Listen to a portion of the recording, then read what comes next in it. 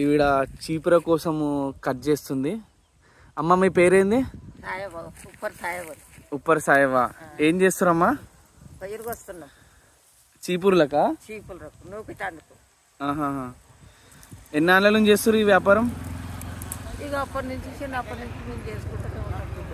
అట్లనా? లేకపోతే పోసుకుంటాం. ఎన్నేళ్ళు ఉంటారు మీరు? ఉండొచ్చు.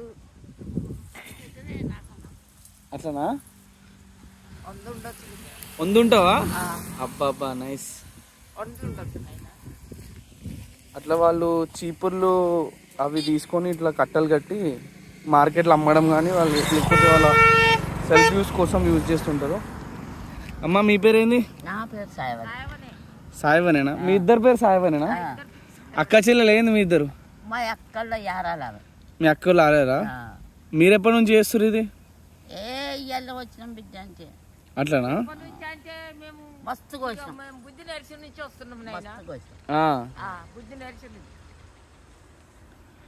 మరి ఎట్లా ఇప్పుడు ఇది కాకుండా ఇంకేమేమి చేస్తుంటారు మీరు?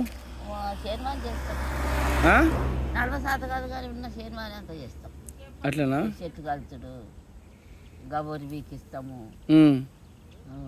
కాయలేరుడు. మరి 100 ఏళ్ళు ఉండదు అంటారు. మరి మీ కొడుకులు బిడ్డలు చూసుకుంటలేరా మిమ్మల్ని?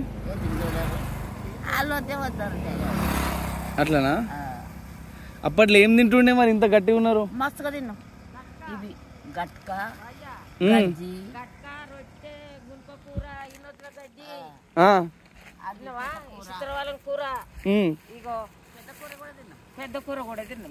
పెద్ద కూర కూడా తిన్నారు.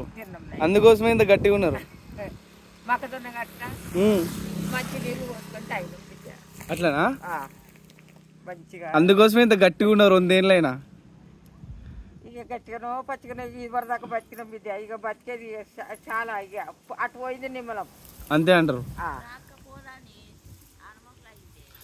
వాన వచ్చేటట్టు ఉంది పొరి మరిగా.